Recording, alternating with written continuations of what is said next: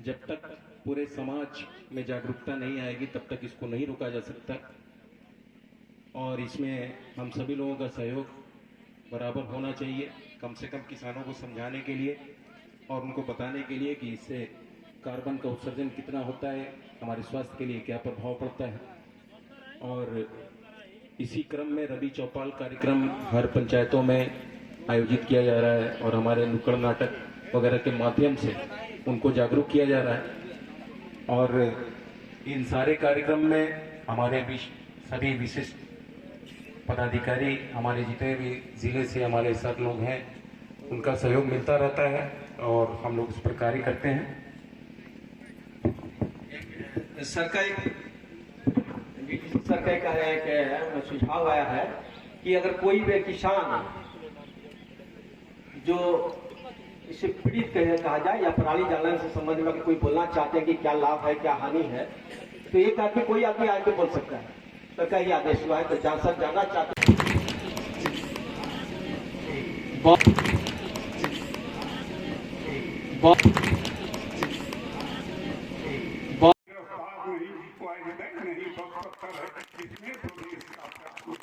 हम लोग कौन नहीं चाहेंगे कि सारी समस्याएं, वातावरण का उत्सर्जन, अभी हम लोग हरियाणा और पंजाब में, दिल्ली में कितना उत्सर्जन बढ़ा था हम लोग देखते हैं टीवी के माध्यम से।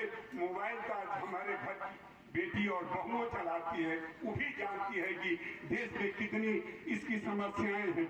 लेकिन समस्याओं का विकल्प खोजना पड़ेगा, तब देश संभलेगा।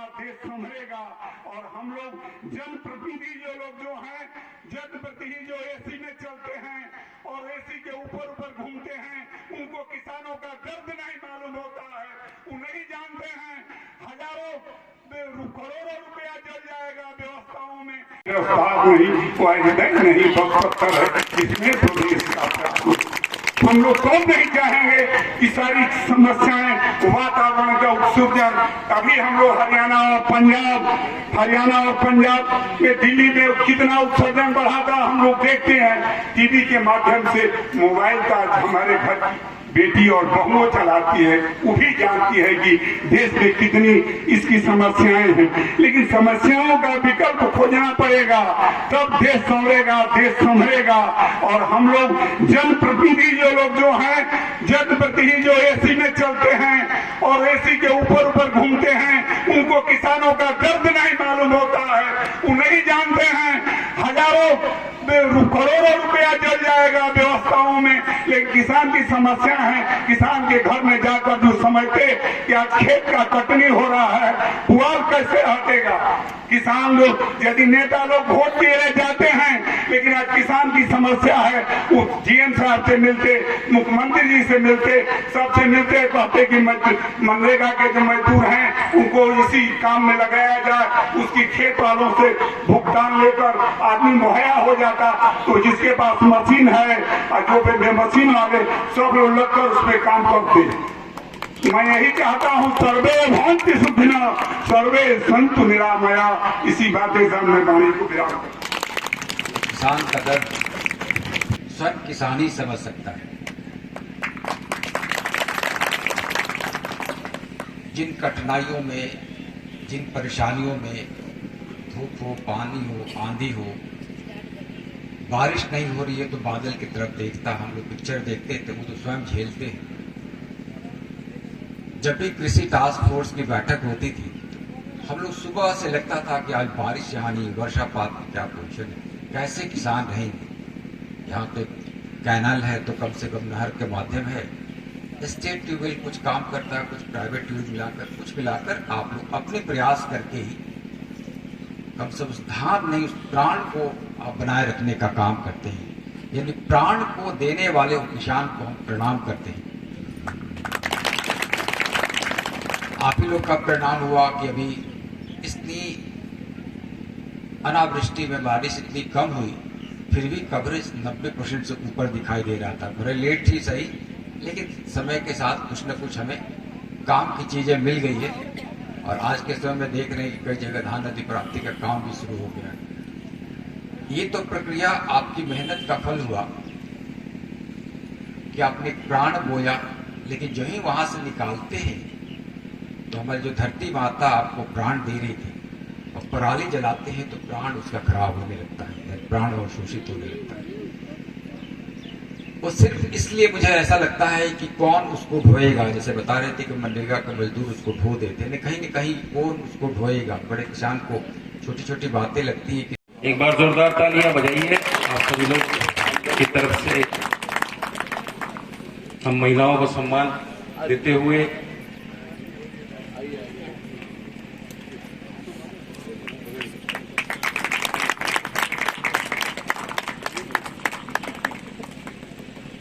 धन्यवाद। अब मैं बहुत बड़ी बात है डीडीसी सर ने सम्मानित करते हुए बहुत बहुत धन्यवाद। आप लोग जोरदार ताली बजाइए। ये हमारे किसान, हमारे अन्नदाता, इन्हें हम पुष्प गुच्छ देकर सम्मानित कर रहे हैं।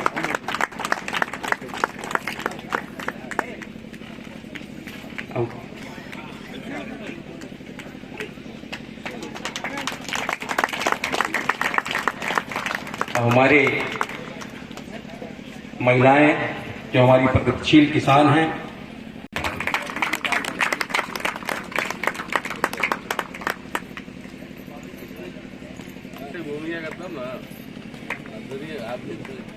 ये सभी प्रगतिशील महिलाएं जो कृषि के क्षेत्र में अपने माध्यम से उत्तरोत्तर विकास करती हुई, कोई मशरूम को पैदा कर रहा है, कोई धान गेहूं पैदा कर रहा है। मैंने समझाया था आई थी बाहर से सब। ठीक है, मैं बोला कि अचार बनाओ, पापड़ बनाओ, दौरी बनाओ। मैंने बहुत लोग बोले कि इससे बहुत फायदा होगा। 300 महिलाएं थी, मैंने बहुत बहुत चालू किया जा रहा है। आप लोग बैठे रहें, सर अभी मेले का भ्रमण करेंगे, तब तक ये कार्यक्रम चालू कीजिए। ध्यान से समझिएगा भैया लोग के। हाँ जी, तब हसलों से जाना की पैबा तू भैया, बना रहा हसलों से जाना की पैबा तू भैया, आप पर्यावरण कहाँ पैबा। बोलो, सुनी, अरे बोलो तो बताओ कहाँ पैबा, पेड़वा के शीतल छैया, बताओ कहाँ पैबा, पेड़वा के शीतल छैया, बताओ कहाँ पैबा। फसलियों से जाना की का पैबा तू भैया, फसलियों से जाना की का पैबा तू भैया, पर्यावरण प्रदूषण करके का पैबा तू भैया, बताओ कहाँ पैबा, बताओ कहाँ पैबा, पेड़वा के शीतल छैया, बताओ कहाँ पैबा, पेड़वा के शीतल छैया, बताओ कहाँ पैबा। बनिहा किसनियाना रे धनिया, बनिहा किसनियाना, बनिहा किसनियाना रे धनिया, बनिहा किसनियाना। कि हम तो बन जाई किसनिया रे धनिया, बनिहा किसनियाना। कि हम तो बन जाई किसनिया रे धनिया, बनिहा किसनियाना। कि हम तो बन जाई किसनिया रे धनिया, बनिहा किसनियाना। कि हम तो बन जाई किसनिया रे धनिया, बनिहा किसनियाना।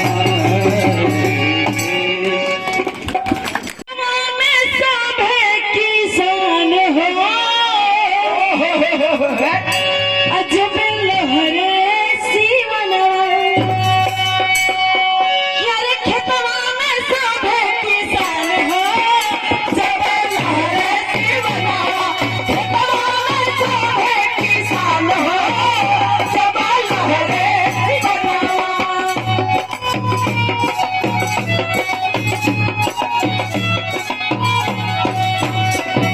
कि हम मेहनत करें लेकिन हमारे बाल बच्चे सुख से 2 रोटी खा सकते। इहे सबके तैयार रहेला, आशीर्वाद रहेला। माई बाबू के प्यार इतना अच्छा होखेला कि कहबे नहीं। माई बाबू के आशीर्वाद से ही आज बेटा बेटी यहाँ पहुँचले। कहना बता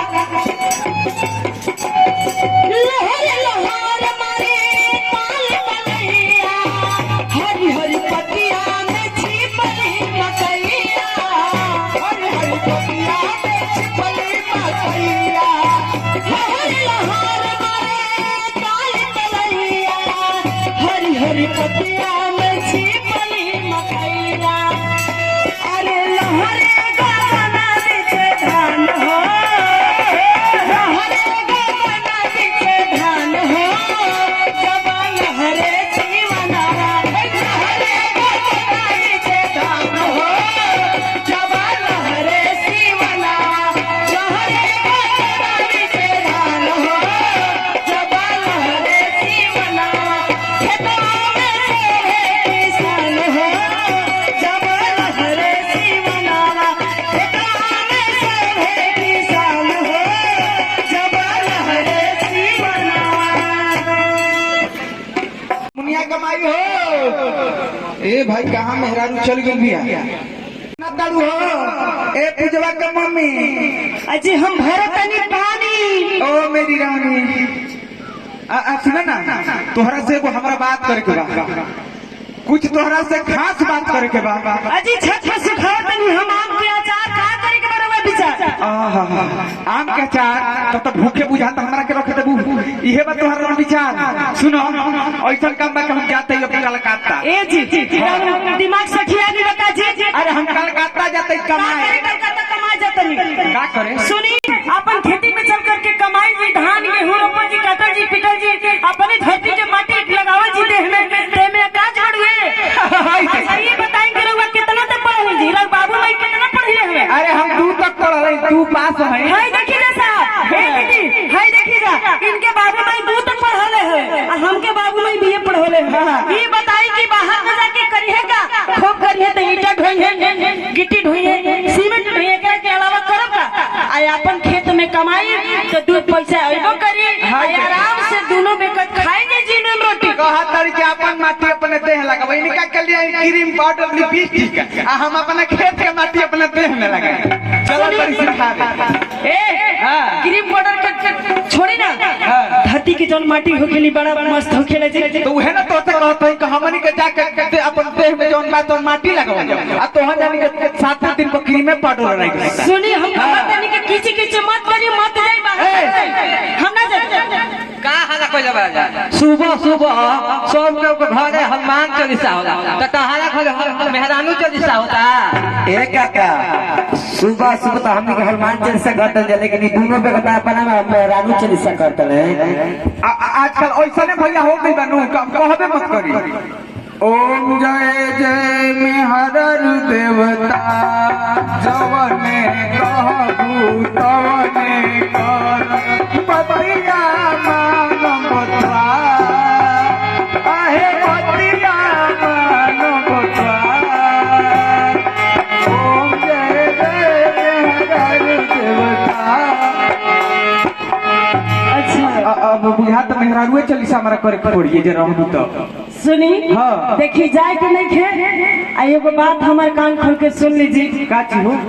देखी रउआ जाना तो नहीं कहूँ मंगरुआ के कहनाम पर पड़ल है, उहे रउरा के भड़कावे ले। अरे तू खेती कइले बड़ू, खेती में का बाबू? अब तोहरा पता बा हम मंगरुआ के दुकान पर कोई रही। अच्छा। भिंडी के बिया लिए और भिंडी के बिया दिहला जवन कहता कि पूरा लंबा लंबा डांठ हुई, लंबा लंबा फड़ी और वो फुलाइए के झड़ गई।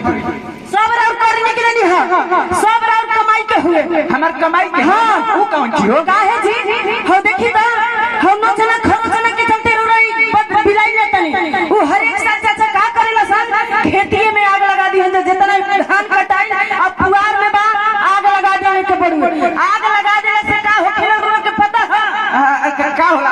तो पढ़ल लिखल तो तू ही ना बता। सुनी कि केचुआ हो गेले ओकरा के अब मुखिया जी आ गेली। अच्छा गोड़ लगतन मुखिया जी। बड़ा मुखिया जी दूर से कहना है कि जितना में खेत में पराली है, फसल अवशेष है, उसको जलाना नहीं है।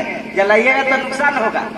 पहला बात की फसल अवशेष को जलाइएगा, धुआं में से धुआं निकलेगा। कोरिया तो उड़ेगा। कहाँ जाएगा धुआं? आसमान में, हवा में मिलेगा। और वो हवा कौन लेगा? एक आदमी। हवा धुआं कहाँ फैल रहा है? पूरा आसमान में, हवा में। हवा कौन लेगा? सब लोग। बीमार कौन पड़ेगा? सभी लोग। एक आदमी धुआं फैलाएगा, बीमार होगा सभी लोग। मतलब एक आदमी की वजह से सब लोग बीमार हो ना जी। इसलिए फसल अवशेष को नहीं जलाना है। फसल अवशेष को जलाने से बहुत नुकसान होता है। सबसे पहले तो होगा कि जहाँ फसल अवशेष को जलाइएगा, उस जमीन में जो फसल मित्र होते हैं, कीट मित्र होते हैं, वो मर जाएंगे। जितने भी कीट मित्र होते हैं वो सब के सब मर जाएंगे। और एक चीज और, आपको छोटा सा उदाहरण दे रहे हैं। मान के चलिए कि कुम्हार जो होता है बर्तन बनाता है मिट्टी के, मुखिया जी, जहाँ आप फसल अवशेष जलाइएगा तो मिट्टी नहीं जलेगा। मिट्टी जलेगा ना जी, तो जल ही जाएगा, बंजर होगा, उसमें कुछ होगा। अरे इसका सही निपटारा कीजिए। इसको कई तरह से आप उपयोग में ला सकते हैं। जैसे आप क्या कीजिए कि जितना भी फसल अवशेष है उसका छोटा छोटा टुकड़ा काट के जानवरों के लिए चारा बना दीजिए। उससे भी नहीं होता तो, और इससे भी नहीं हो पाता है, आपके पास जानवर नहीं है, गोबर नहीं है, तो इसको क्या कीजिए कि अपने ही जमीन के किसी एक कोने में गड्ढा खन के उसमें डाल दीजिए और उसको मिट्टी से ढक दीजिए। बाद में वो जैविक खाद बन जाएगा और जैविक खेती की तरफ बढ़िए। जो है ना मंगरुआ का हमने के जवन है ना खेतवा, उ जा खरिहान एगो है ना, आ खरिहानों में आतना उपज तेज लगेला, आतना उपज तेज लगेला, तो में खाद माटी की जरूरत न पड़ेगा। यही सब कारण है। मान के चलिए वहाँ का नमी बरकरार रह जाएगा तो वहाँ पर अच्छा उपज तो होबे करेगा। अच्छा से मुखिया जी, उ जो धनवा ओ सबल जाला ना, ओकर जो पुटनसिया रहेला ना, सब होते छोड़ देला खेतवे में। आ जब हेलाला के बाद बजो करे लगेला मुखिया जी। तो होने से होता है कि जो आपका खेत है उसमें केचुआ का मात्रा बढ़ेगा तो नमी रहेगा। जिस खेत में नमी बढ़िया रहेगा, केचुआ रहेगा, फसल की मित्र रहेगा, खेत का फसल अच्छा होगा ही होगा। और रासायनिक खाद का इस्तेमाल कीजिएगा तो कोई फायदा नहीं है। जैविक खेती की तरफ बढ़िए। और जैविक खेती कीजिएगा तो उसका जो एक रासायनिक खाद से इस्तेमाल किया, रासायनिक खाद के द्वारा तैयार किया गया फसल और एक जैविक खाद से तैयार किया गया फसल, दोनों में अंतर होता है। जैविक खेती से जो अनाज होगा वो वजनदार होगा, दानेदार होगा और पौष्टिक होगा। हम मुखिया जी बहुत मुजात बन गया। बिल्कुल बिल्कुल। इसीलिए ने कहते नहीं जी कि रोरा दुनिया के बहकावा में छोड़ी। देखिए हमने के धरती दिन प्रतिदिन इसी तरीके से लोग आग लगावत रही ना, तो आज तो दो अन्न खाए के मिल जाते हुए दाना, आने वाला समय में गुरु जी मिलवा ना करी। अच्छा जान जी, तो आने वाला पीढ़ी खातिर सोचे के पड़ी। बिया बाल लेवे के हंसुआ से लेकर, खुरपी से लेकर, गाड़ी से लेकर, ट्रैक्टर से लेकर के, अरे रोटर बेटर हर चीज आई बजी। हाँ जी। अच्छा कृषि विभाग से हमनी के चले के वजह समझ लेवे के, आ समझ के वजह सुना ना, कल देखनी ना बुलेटन हो अपना मौके के लिया के जात हम कृषि मेला में। हाँ ए तो चली हमनियों के चले के सही वजह बढ़िया बढ़िया बड़े बड़े लोग हैं जी। देखो तू हमार दिमाग के तले खोल दिलू एकदम, जानलू हमारा ये सब जानकारी न रहल। एक बात याद करी, आज से रोज समाज में हाथ कान पकड़ी, हाथ जोड़ी कि हम खेत में पुवाली ना चलाएं, आई अपन बढ़िया से खेती बाड़ी करी मिलजुल के। देखो आज से हमने के दोनों आदमी जोन भाई जाना पूरा मन लगा के खेती कर जाए। हाँ पूरा मन लगा के खेती कर जाए। आज चलो तनी मेलू में घूम आवल। आ देखो कान धरो तनी, आज के बाद अपना खेत में भैया देखो तो नहीं जाना कान धरते तो ना कोई नहीं खेला देखत बा ना। देखो कान धर के कहत तनी है ना कि आज के बाद अपना खेत में जौन भी पुराल होई चाहे कूड़ा करकट होई ओकरा के हम जराई ना, ओके अस्तित्व गाला कर दे। हाँ रख दिया। हाँ अगर उहू से ना हुई तो रोटावेटर से कटवा ना दिए। ओहू हो जाए जी। मान लेनी अगर नहीं खे हमने के तो कुटी कटवा के बेच दिए तो खेत के जोतइयो निकल जाए। इहो ठीक है कहत हार्वेस्टर ले कटाई हो खेत। हां पुअरवा के पुटरवा बात सही अब समझ में आ गया ना। अब आप गलती नहीं ना करो। कबो ना करो। देखो तो हर बात पे हम समर्थन करते नहीं। देखो आज हम संकल्प लेता नहीं कि आज के बाद कुछ लोग भी आई बनी ना। हाँ देखो गाँव वाला लोग भी हमारे यहाँ नहीं सुनता नहीं क्या। आ संकल्प करी जा कि आज से हमने की धंधा नहीं कर जी कि खेत में वाली जला दिए। देखो भैया भैया कलर ला बाहर जाए खातिर। ए भैया बाहर नहीं जाइए, हम बाहर ना जाए। अब खेती किसानी में लगा है जन। बहुत बढ़िया आके तू बात समझा दे हमने के बात के हमने के ना जाने। पढ़ल लिखल है ना मैडम जी, हम पढ़ल लिखल है, हम तो 2 पास होइए हैं। देखो देखो हम शपथ खाते हैं। हाँ तो आज के बाद हम लोग शपथ खाते नहीं जा। देखो आज के बाद हमने के शपथ लेत नहीं जा कि जवन भी हमने के कूड़ा करकट होई ओके फूकल ना जाई, जवन भी हमने के खेत में पुआल होई ओके बोटरवा के कहीं अस्थिर जमा कर दिहल जाई, या ना था ओके कटवा के कुटी बना दिहल जी, बेच दिहल जाई। ना होई तो मिट्टी से ढकवा दी, ना हुई तो रोटावेटर से जोतवा दी, तो काट के ना ओकरा के मिट्टी में मिला। सही देखिए आज के बाद हम ऐसा काम ना करम। रउआ सबके सामने हमने के शपथ लेते पाई जा, रउआ सबके लेवे के पड़ी। ठीक है चलिए एक पर कहना करवा अब तो मन खुश हो गई।